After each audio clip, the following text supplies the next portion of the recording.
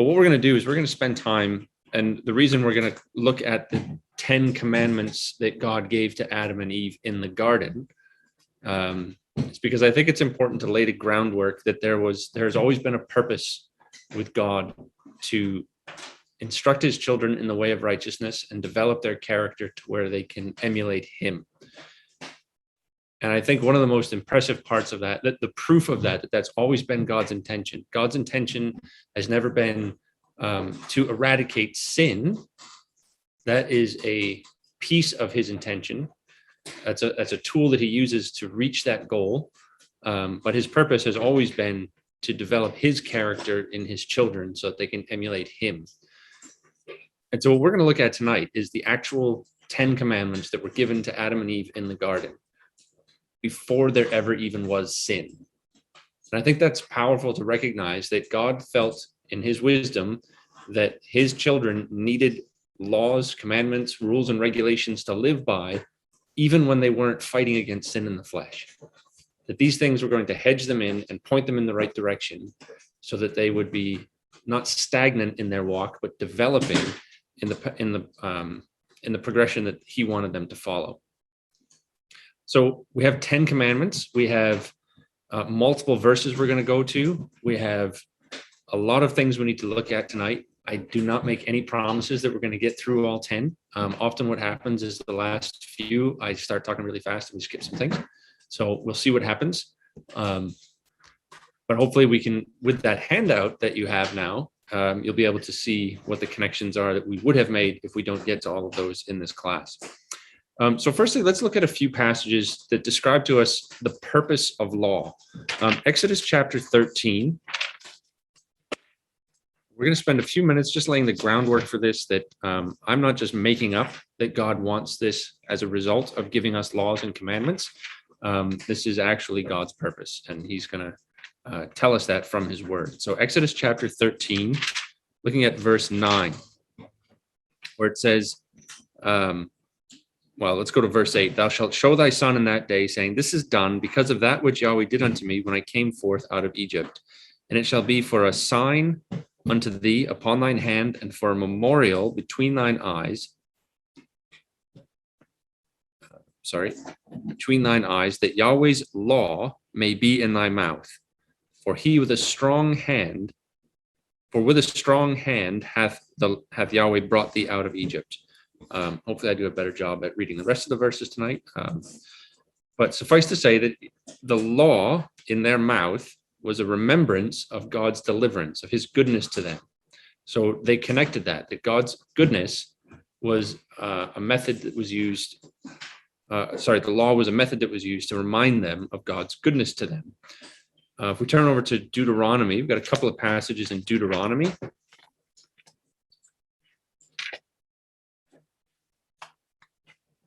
Deuteronomy chapter 4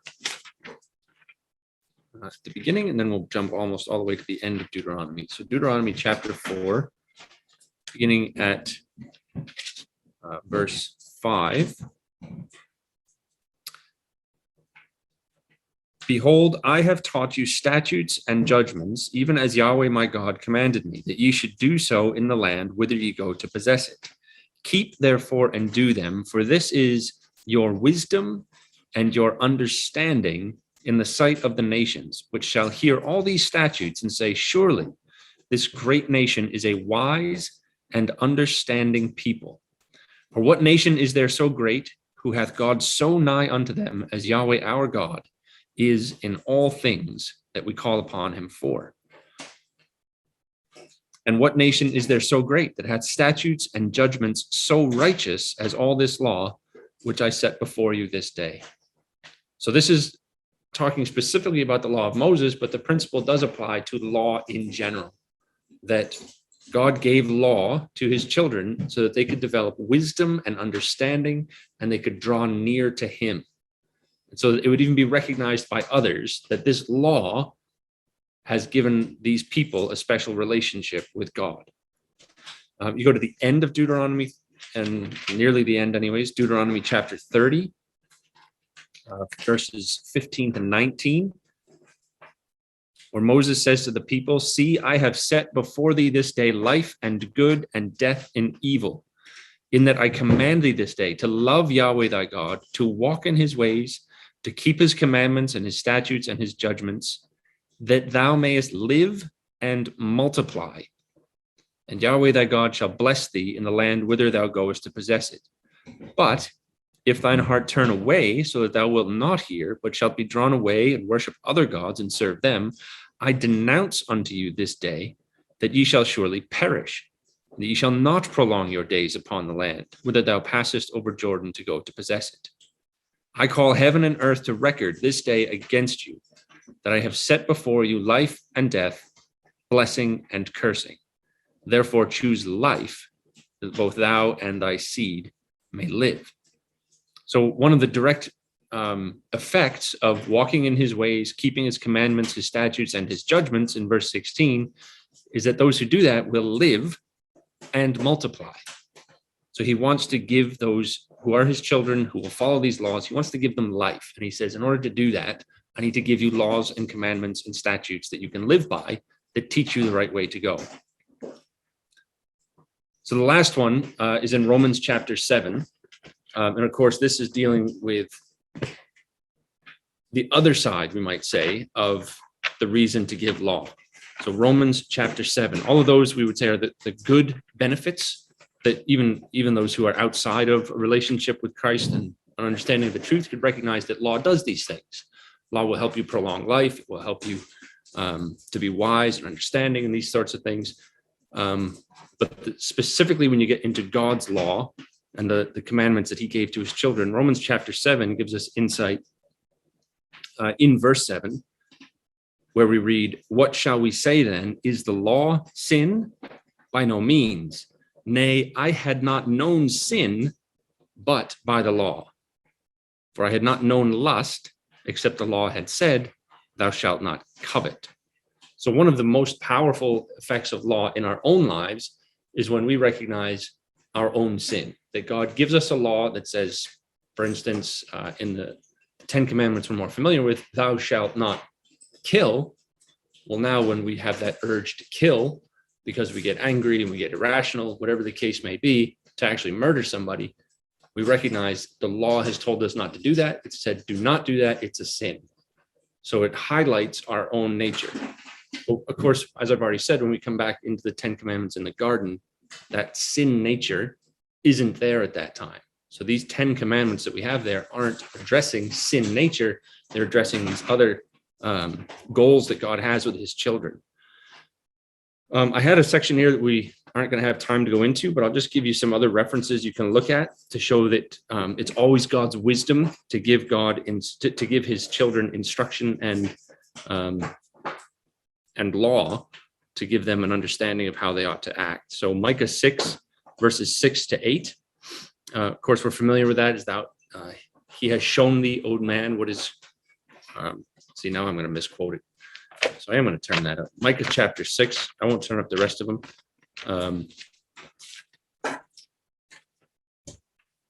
Micah chapter 6.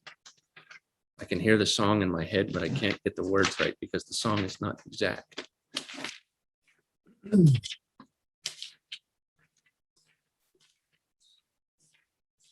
me a minute. Almost there. Micah 6. Okay. Micah 6, verse 6. Let's just jump to verse 8. He hath showed thee, O man, what is good, and what doth Yahweh require of thee, but to do justly, and to love mercy, and to walk humbly with thy God. So that word there, showed, in verse 8, actually means to stand boldly out opposite, to manifest, to announce. And one lexicographer says it's always by word of mouth to one present.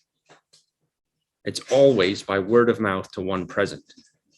So, for instance, in Genesis 3, verse 11, when the sin has occurred, when man and woman have fallen from their position of fellowship with God and they've sinned, the angels ask them, who has told thee thou wast naked? That's that same word for showed thee here in Micah 6, verse 8. Who has spoken to you in person and advised you that you are naked? Jeremiah 10 is another good passage for this, verse 23, where it says that it is not in man to direct his steps. And Proverbs 3, verses 1 to 13 tie in with that same idea that man cannot make laws and rules and regulations himself that are going to lead him to emulate God's character. He cannot direct his own steps. He has to abide by the law that God has given. We're going to cycle through some of these slides because I think I've got some of these here. So there's our Micah 6 one, Jeremiah 10, Proverbs 3. But this is also important that we're going to be looking at the natural side of these laws and then applying them spiritually, because all of these 10 commandments that are there would have had a natural outworking in the life of Adam and Eve. But of course, there's also the spiritual outworking in their life, the spiritual outworking in the lives of those who would follow after them, the spiritual outworking in our own lives as we look at these things, and of course, the spiritual fulfillment in Christ. So 1 Corinthians 15, verse 46, where we go to so often to establish and reestablish this principle, not first, which is spiritual, but that which is natural, and afterward, that which is spiritual. So if you just learn a spiritual principle and you have it given to you in kind of an intellectual way, it's much harder to grasp. And God tells us that there has to be a natural outworking first. You look at the parables of Jesus, how he uses the natural experience of everyday life because people are familiar with that. They understand how that works. And then he tweaks it a little bit and says, well, this is the spiritual lesson you should learn from it. So we want to do that as well. It's a powerful way that God uses to teach us in so many areas of scripture, and we want to use that tonight. So we're going to turn back to Genesis chapter 1. We're going to start looking at these commandments. We're going to look at what does law look like in the absence of sin? When you're not trying to stop people from killing, from committing adultery, from deceiving and lying, what kind of laws do you give to men and women when they don't have to fight against sin, but they still have to be directed to be more righteous than they are now? So Genesis chapter 1, where we started. Of course, we started in verse 26, looking at the creation of man. And let's look at what man was given as their first instruction. Man and woman, in their first instruction in Genesis 1, verse 28. It says, God blessed them, and God said unto them, be fruitful and multiply and replenish the earth and subdue it and have dominion over the fish of the sea, over the fowl of the air, over every living thing that moveth upon the earth. So that's our first 5 commandments, actually, in that one verse. There's 5 commandments in there. We have be fruitful, multiply, replenish the earth, subdue it, and have dominion. I put to you that those are actually 5 different commandments with different intent and different outworkings that were given to the man and the woman. So let's deal with them just in order there. We'll see if I can back up. Okay, so be fruitful. That literally just means to bear or bring forth fruit. In Isaiah 11, verse 1, it means to grow. In Isaiah 45, verse 8, it means to bring forth. It literally does mean to bear fruit. In the Greek, the comparative word means that's Greek 2592 means to bear fruit, but it means to bear the fruit that Christ has produced. Galatians 5, verse 22 might be where we would naturally go to think about this. But again, that's putting the spiritual first, isn't it? That's saying, let's jump over what fruitful might have meant to them in the natural, and let's go straight to the spiritual. So what would it mean to them in the natural to be fruitful? Well, it actually means to increase, to bear fruit, to have offspring. But the intention, of course, is not to have offspring and not teach them anything. And so that's where we tie in that spiritual side of it, to bring up children in the nurture and admonition of Yahweh and the understanding of the things that God is teaching them, to bring forth those fruits of the Spirit in the fruit of the womb, that those two are tied together. And we'll see that these first 3, be fruitful, multiply, and replenish, are really tied together in the same theme of being fruitful, increasing, and that sort of thing. So that's our first commandment, to be fruitful and to bring forth the fruit that God desires. You might want to put a note that Colossians 1 verse 10 ties in with this. The second commandment is to multiply. So be fruitful and multiply. Multiply means to increase abundantly and to magnify. And we'll look at a verse actually earlier than this in Genesis 1 that talks about the same thing. So it means in 1 Kings 4, it says that Solomon's wisdom excelled all other men of wisdom. That word excelled is the same word as multiply. In Proverbs 9, verses 10 to 11, it's translated as multiplied. But interestingly, let's turn to Proverbs 29, because I think this is really the intent, at least captured in this passage, behind the commandment. So Proverbs 29.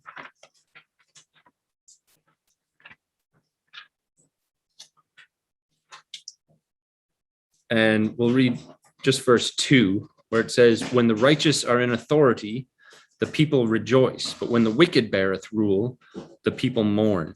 Now you may have a center margin reference for that, those words in authority in verse 2. And when you look there, it says, or increased. And it gives you a Genesis passage for Genesis 7, verse 17. But that word in authority is the same word for multiply in Genesis 1, verse 28. So we could read that, when the righteous are multiplied, the people rejoice. That was God's intent, was to have people in the first commandment who bear fruit, natural fruit, but who also bear the spiritual fruit. And he wants them to multiply throughout creation. He wants them to not just be one or two or a small family here and there. He wants them to multiply, to bring those benefits of following the laws of God and of developing his character. He wanted to bring that throughout the world. And so you have to multiply, you have to increase abundantly and magnify. I've got a ton of New Testament passages that tie in with this. Acts 6 verses 1 and 7, Acts 9 verse 31, 2 Corinthians 9 verse 10. Like it's a New Testament theme as well, to go forth, to increase, to multiply what you've been given. So you build on the one previously. We have to bring forth the fruits of the Spirit, and we have to produce more that do the same abundantly, so that those benefits, like Proverbs 29 says, will be felt by everybody. And that's either by preaching, by bringing outsiders into the truth, by preaching to our own family, however that may happen. So the last one of these, this first trifecta of commandments that really all tie together is replenish the earth. So that's our number 3, to replenish the earth. And this one I know has a lot of connotations around it that can create debate and question over what he's actually saying here. What does it mean to replenish the earth? I recognize in English, we never talk about things being plenished. You don't have an empty cup and say, could you plenish my cup, please? But you might have a cup that was full and you've emptied it, and you might replenish your cup. And so there's this idea, not just in Christadelphia, not just from Brother John Thomas, but there's this idea that this passage here is implying that the earth used to be full of people. All those people have been destroyed, and now Adam and Eve are the two new people, and they need to go forward and fill the earth up again. But that word replenish really just means to be full or to fill up. There's absolutely no connotation here of do it again. It just means to fill it up. So people do couple this with another passage. We're not going to get into that, into how they try to talk about previous creation, about previous judgment, previous way of salvation, previous prophecies and revelations. But for our purposes, you can see how this ties in with what we've already said, that you're fruitful. In a natural sense, the idea was God created things to procreate, not just man and woman. We see that with the fish. We see that with the birds. We see that with the other animals. We see that with the trees, that there was an intent that God's creation was the start of something that was going to continue to grow and develop. And so he says, what I want you to do with that is to go out and fill up the whole earth. Don't just stay in one spot. Of course, we know what happens when they do stay in one spot with the Tower of Babel, just a few chapters later on in Genesis. How they're introspective. They're not looking at how to preach the word, looking at how to encourage their own desires, and it ends in tragedy that the human race still experiences today. So if we want to look at some passages that talk about going out and filling up, of course, we have the natural progression: be fruitful, multiply, go out and fill up the whole earth with these spiritually minded offspring that are increasing and magnifying abundantly. Go out and fill up the earth. I think the first passage we would probably go to when we talk about filling up the earth is Numbers 14. So if you turn over to Numbers 14, we have God's purpose very clearly put out. Numbers 14, verse 24. Numbers 14, verse 21. But as truly as I live, all the earth shall be, we could say, replenished, if we wanted to translate it that way. But of course we wouldn't. We would say, as truly as I live, all the earth shall be filled with the glory of Yahweh. That's the encapsulation of God's purpose, isn't it? Of course, we can parse that out. We can pick that apart and say all the different pieces of how that is achieved. What is the glory of Yahweh? How is it going to be filled up? But it ties in with these commandments, doesn't it? That we have to, that Adam and Eve, as the first humans, had to be fruitful. That fruitfulness had to be seen naturally and spiritually. They had to multiply both naturally and spiritually, and they had to fill up the earth. And in so doing, they would be fulfilling the purpose of God, that all the earth should be filled with the glory of Yahweh, with those of his children that emulate his character. We could turn to 1 Kings 8 as well, verses 10 to 11, Exodus 40, verses 34 to 5. So there's a number of passages that talk about that same thing. Of course, there's multiple passages in the prophets as well that talk about that being God's intent. We come to the New Testament and we try to find comparative word and comparative idea. You might turn to the Greek word 4130. I'm not going to try to pronounce the Greek words, but it talks about being filled with the Holy Spirit. Or perhaps Matthew 22, verse 10, where the parable of the wedding that was furnished with guests, or it was filled with guests. It's not an idea of it was empty and now it's filled up again. It's an idea of starting with something that needs to be filled and filling it up. So as we progress through these things, maybe you already understand where we're going to go back to. So you go back to Genesis 1, and we see that these same three commandments are actually given to something else. So Genesis chapter 1, and looking at verse 21, it says, God created great whales and every living creature that moveth, which hath the waters, which the waters brought forth abundantly after their kind, and every winged fowl after his kind. And God saw that it was good. And God blessed them, saying, be fruitful and multiply and fill the waters in the seas. See how similar that is. Be fruitful and multiply and fill not the earth, but the waters in the seas. So these are the nations. These are the natural nations that don't get past that natural application of these things. Be fruitful and multiply and fill the waters in the seas. And then to man, in verse 28, it's be fruitful and multiply and fill the earth. So there's a separation right at the beginning that we can see the pattern that works out throughout the whole rest of Scripture, where the seas representing the nations. And the seas here, and those that live and move in them, are the people in the nations that never get past that natural application of these commandments. They're fruitful, they multiply, they fill up the earth, but not in the way that God intended, not developing his character so they can emulate him on the earth. So we turn to our next commandment: subdue it, subdue the earth. So it's not subdue your fleshly nature. Of course, we can apply it to that now that we're in this sin-prone dispensation, because there was no sin at this time. So they have to fill up the earth and subdue it. So what in the earth would they have to subdue? The Hebrew word is 3533, and it means to tread down, to subjugate, or to conquer. In Jeremiah 34, it's used related to slavery. And in Joshua 18, it's referred to conquering other nations, to conquering the land.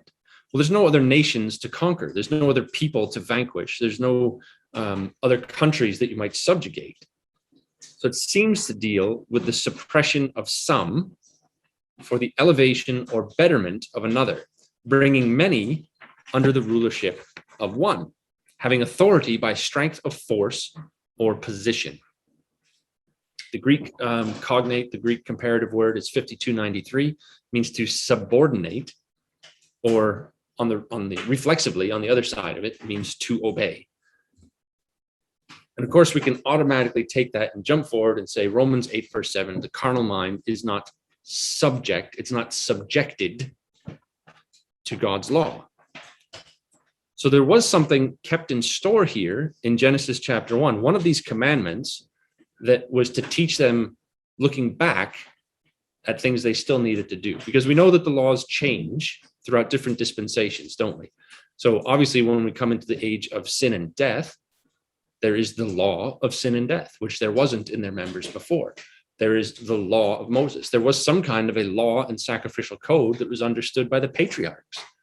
They understood what a whole burnt offering was. They understood that certain offerings were given at a time of dedicating and cutting a covenant. There were certain animals that were sacrificed in a certain sequence to accomplish that and to ratify it. So they could look, Adam and Eve, ejected from the garden, teaching their children in years to come, could look back at these commands and say, we have a different way that we have to subdue the earth now. And I think that subdue it ties in with commandments that are given later on in commandments 6 to 10 that we'll look at. That has to do with the wildness of the natural earth, that there was things that had to be controlled and subdued that God wanted done. Some have tried to take this and connect it to the previous three: be fruitful, multiply, fill up the earth, but keep control. Keep the people that you produce and that are multiplied and that are filling up the earth, keep them subdued. And so applying the it to maybe the process that we've gone through here. But there's certainly that aspect of the natural creation being something that naturally grows and multiplies and fills up the earth. Keep it under control. Don't let it get out of control. Subdue the natural creation. Not in an oppressive way, but in a way that keeps it going the direction God wants it to. And the fifth one here that we have in this verse, have dominion over fish, fowl, and every living thing, it's actually very similar to that fourth one of subdue it. It's a very different word, 7287, but it likewise means to tread down and to subjugate. This one deals specifically with rulership and reigning. In Leviticus 26, verses 14 to 17, it's translated as reign. In Psalm 72, verses 6 to 8, it's translated as dominion. In Psalm 8, there's a different word there used for dominion, but it has a similar concept when you look at it contextually. And it can be translated to mean to rule by example. It's not always does it mean that, but it does have that sense at times that it means to rule by example. So when it says to have dominion over the fish of the sea and over the fowl of the air, over every living thing that moveth upon the earth, man is put as the pinnacle of God's creation. Not just for man, but special relationship with God as the pinnacle of God's creation. We know from other passages from the books of Solomon that in many ways, man and the beasts are exactly the same. They think the same, they live the same, they do all kinds of things the same, even dying in a similar way. But man who's in a special relationship with God is very different. He is the pinnacle of God's creation. So having dominion, having rulership, having authority over the fish of the sea and the fowl of the air, which we looked in Genesis 1, verse 21, is talking about the natural man of the earth, is the goal of, so the first is the natural, to actually have dominion over them. See, I try to get ahead of myself and go straight to the spiritual. So the natural side of things is having dominion over the fish of the sea and the fowl of the air and every living thing that moveth upon the earth, is the living, moving, breathing part of creation, have dominion over that. The subduing is the rest of creation, we might say. The way that the water courses go, feel free to have control over that and change it as you see fit. Trimming trees, planting certain things, cutting certain things down. There are things you can do in having rulership and treading down creation in the way God intends that actually have nothing to do with thorns and thistles and the sweat of your face and all of these sorts of things, but have to do with just you now have control over creation, rule over it wisely in the physical sense. But then the spiritual side of things gets developed where we see the fish of the sea and the fowl of the air representing natural man. And this is God's eventual intent, is that man who is in special relationship with God will have rule over the natural man in himself, in herself, as well as in the kingdom as kings and priests ruling over natural men and women. So that may be a lot to absorb all at once. But we have 5 more commandments to look at. This is why I gave you the handout originally, because this is a lot to take in when we go through it. So hopefully we'll have some discussions, some questions afterwards. I'm sure that at some point I'm going to be asked to clarify some things that I moved through a bit too fast. But in order to get everything on the table so that we can chat about it, let's look back at Genesis chapter 1, and we'll look at verse 29. Genesis 1, verse 29, God said, "Behold, I have given you every herb-bearing seed which is upon the face of all the earth, and every tree in the which is the fruit of a tree yielding seed. To you it shall be for meat. And to every beast of the earth, and to every fowl of the air, and to everything that creepeth upon the earth, wherein there is life, I have given every green herb for meat." And it was so. So we may not look at this initially as a commandment of God, but he is telling them and giving them for the first time the rules and regulations on what they're allowed to eat. And we are so familiar with that when we come to the Mosaic Code and the Mosaic Law, that there are huge sections of that that deal with what you're allowed to eat and even when you're allowed to eat it. Certain foods you were not allowed to eat during certain times of the year, and certain foods you were commanded to eat at certain times of the year. So it should not be unusual to us to see in the commandments given in the garden that they were given commandments on what they were allowed to eat. We might say it was even instruction on what they were supposed to eat, what they should eat.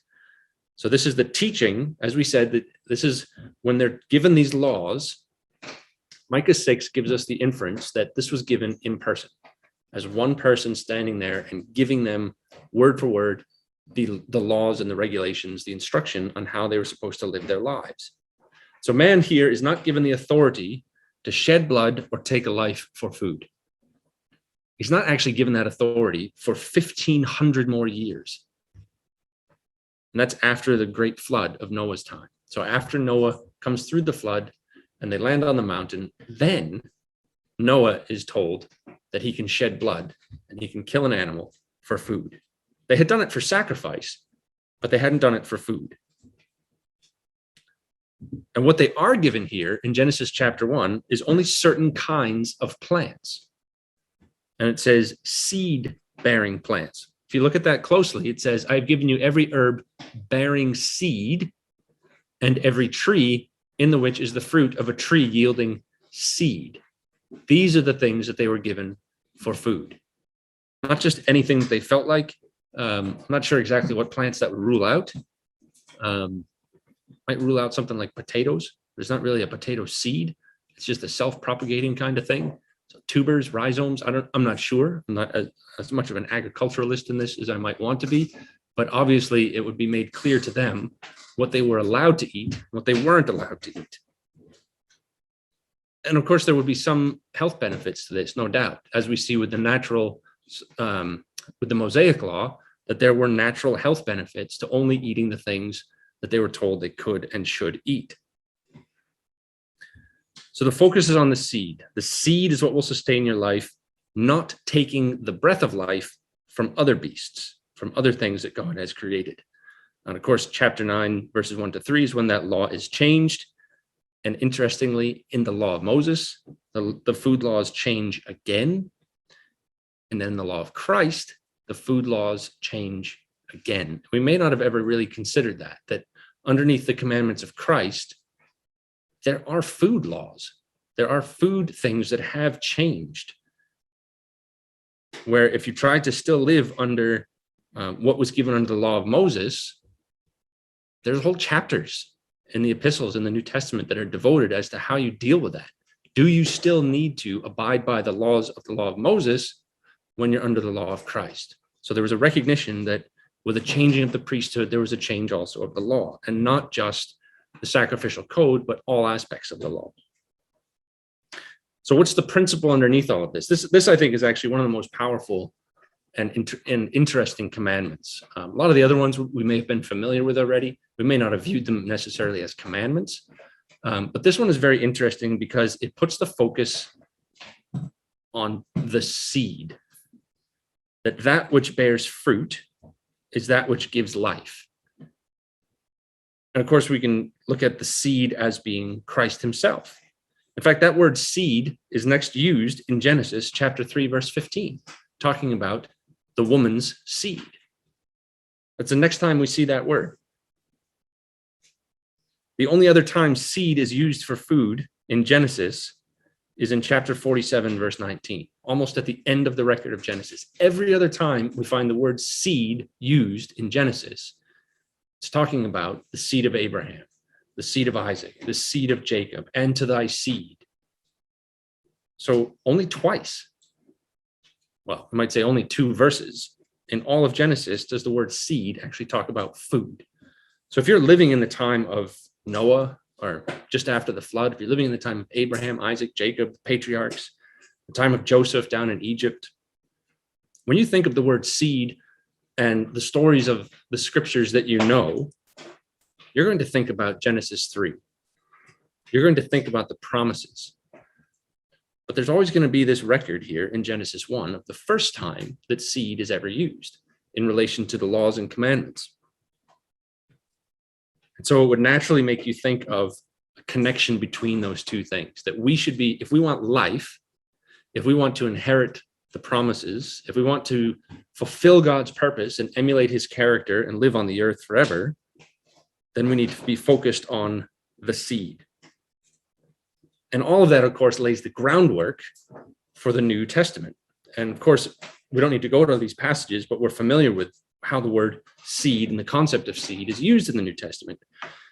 In the parable of the sower, Matthew 13, it's used as a representation of the word of God. In other of Christ's parables, it's used as a description of faith itself, as a grain of mustard seed. It's used as the children of the kingdom in the parable of the good seed and the tares.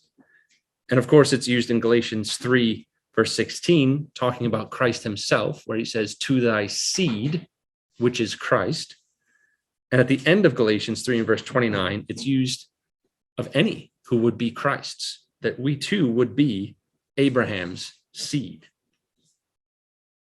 And so it's interesting that in this one little regulation, we might say, that just says, make sure that if you're going to eat some fruits and vegetables and eat something that grows on trees, make sure it has seeds in it, because that's all you're allowed to eat. There's actually some very powerful lessons that, I suppose it's hard to avoid this pun, but that take root and grow and develop throughout the rest of scriptures. And it's a very powerful lesson that I think we should really contemplate and think about how God intended right from the very beginning in simple food laws to teach very important principles. So we'll move over then. We only have a few minutes left, and we only have a few commandments left. So in Genesis chapter 2, after the creation of man and woman, in verse 8, it says, Yahweh Elohim planted a garden eastward in Eden, and there he put the man whom he had formed. Sorry, this is not after the creation of both of them, but after the creation of man.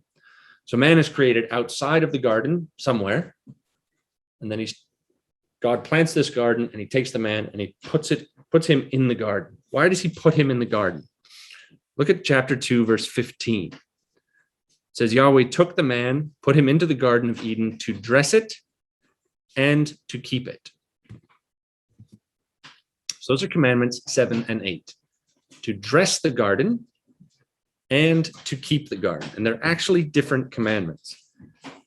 So the first one, to dress the garden, means to work, to till, or be in service to.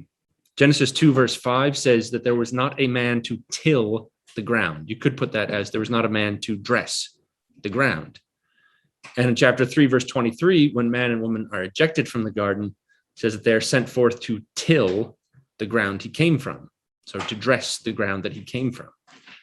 So it was a blessing of God to take him from where he was and to put him into this place that is really the best of the best. Because if you look at what God says he planted there in verse 9 of chapter 2, it says, out of the ground made Yahweh Elohim to grow every tree that is pleasant to the sight and good for food. So when you looked around the Garden of Eden, there was a vast array of trees. Every one of them was beautiful to look at, and every one of them grew food for you to eat. And his job was to go in there and to dress it, to till it, to make what God had planted and what God had given him even more productive. That is the natural application of this. He was there to till the ground, not to necessarily remove weeds and thistles and thorns and all of these other kinds of problem plants that we have today. But even with what God had planted originally, God made it so that with man's application of effort, it could be made better. And that doesn't mean to say that God didn't do it right, because God did it intentionally to give man that opportunity to labor with him, to produce something better than if man left it alone. We see that actually in the outworking of the land of Israel and the Jewish people. And with this, we're not going to go down that route in this talk, but just remember that the land of Israel is more fruitful when the Jews are in it.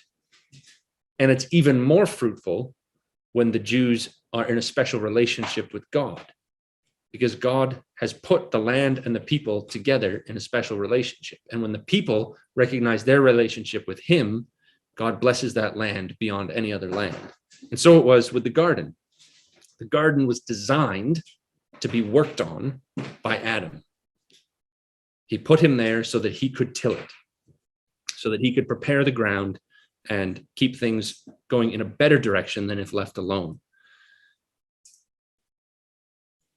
So if we find the spiritual application of that, we have all been taken and put into a place that is better if we labor in it.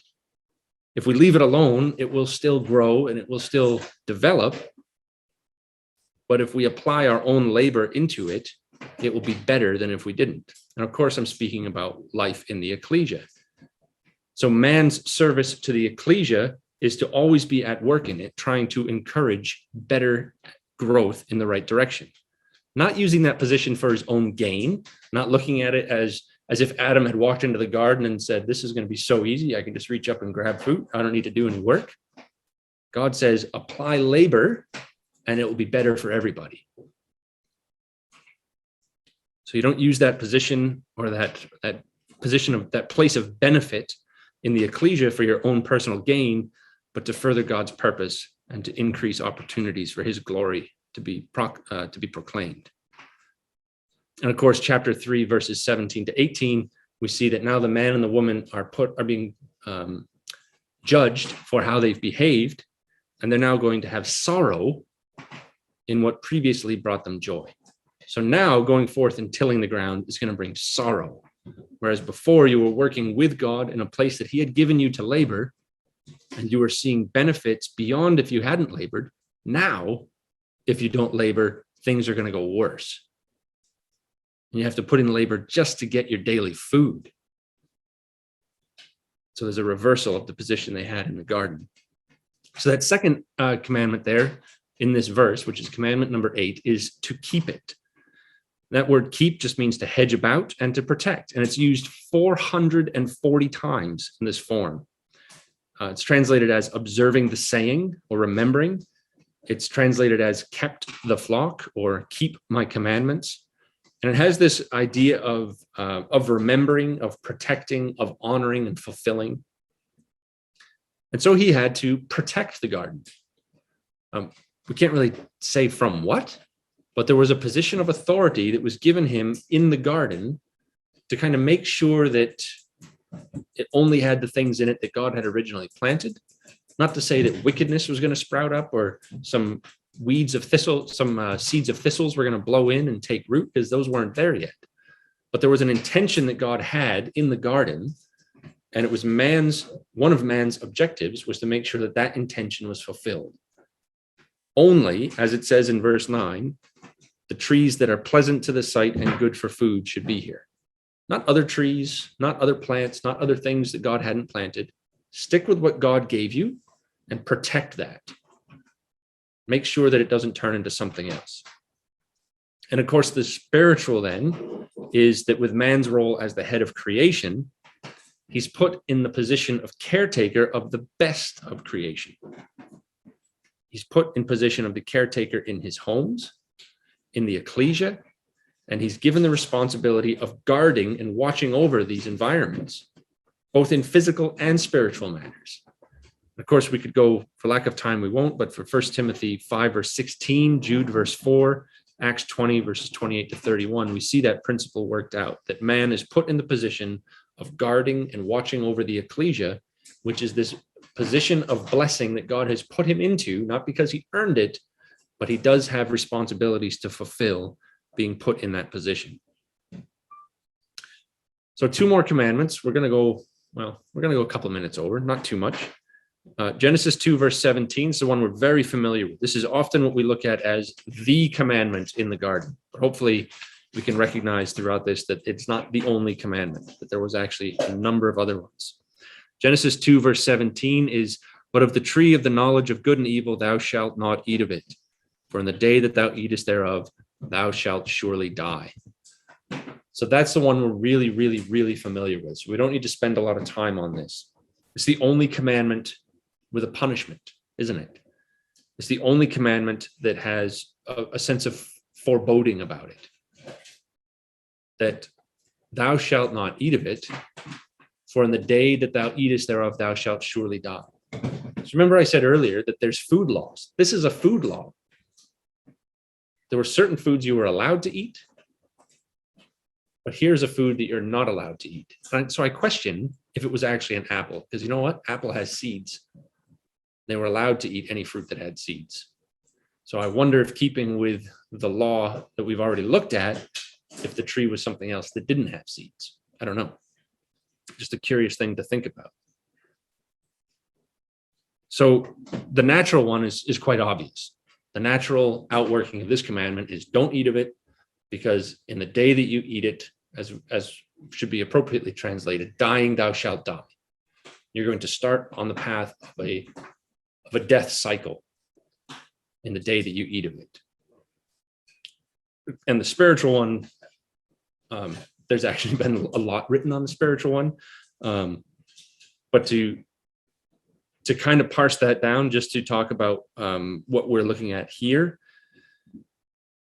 we know that there was a temptation that is put into us now, that of so many different things, but the sin nature that's in us now gives us this desire to break away from the image and likeness that we were made in.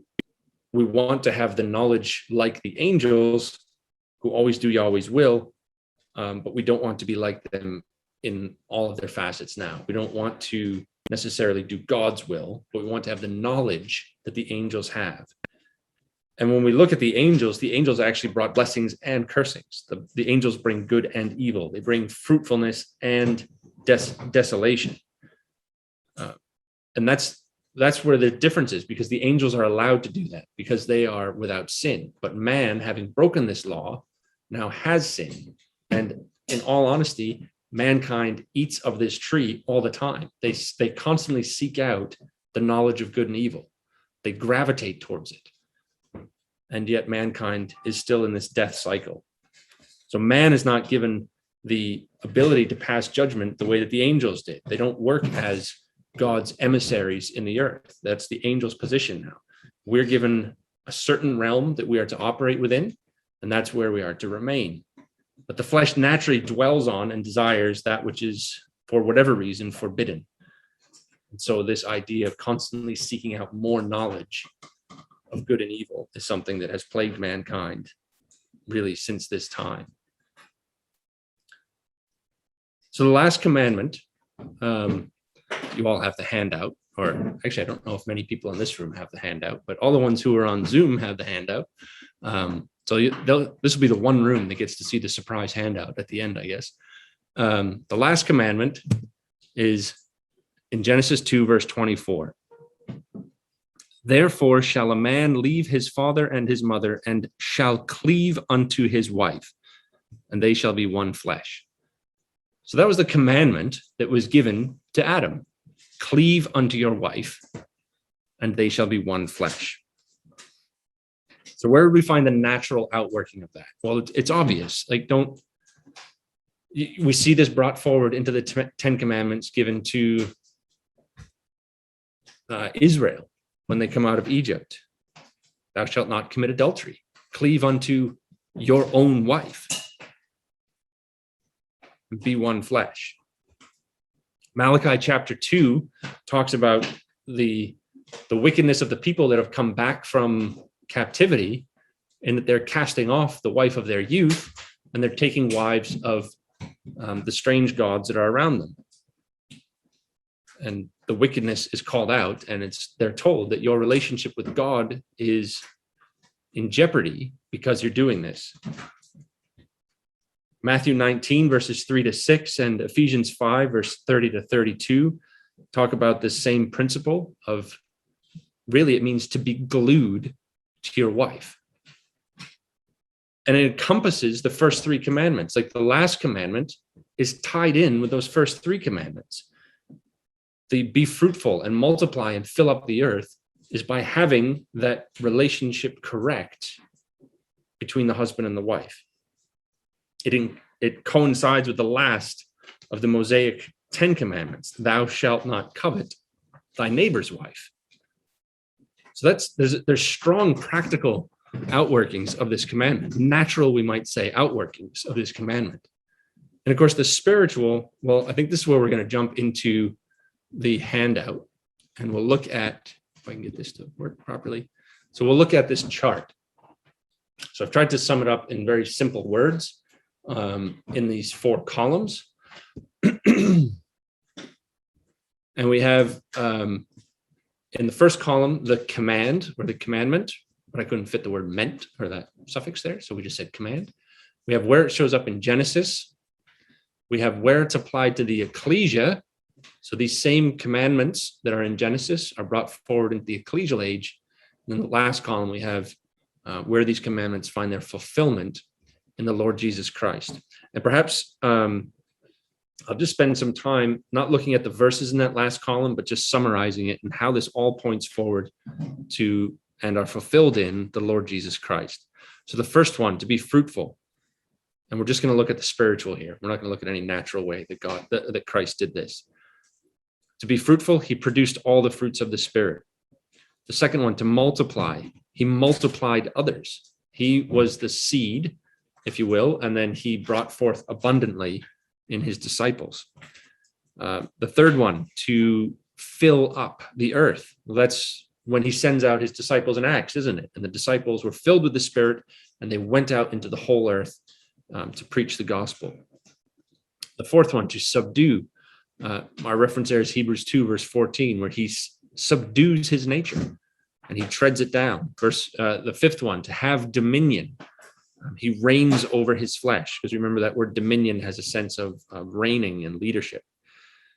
The sixth one, the seed, to only eat the seed, and that everything was focused on the seed in that commandment. We already looked at that reference in Galatians 3, verse 16, that he is the seed of the promises. The seventh one, to dress the garden.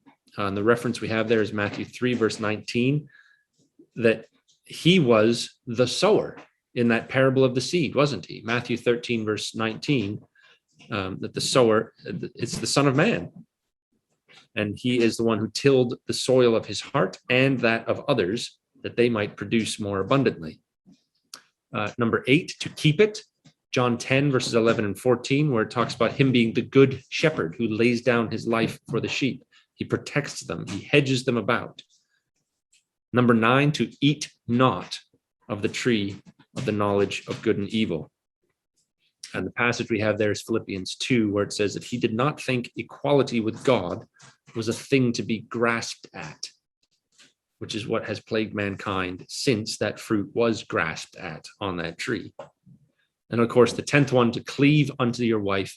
That's Ephesians 5, verses 21 to 33, which are these great examples that are given to us of how the husband and the wife are to live together. But it's concluded with that this is talking about Christ and how he treats the ecclesia. So we'll leave it there.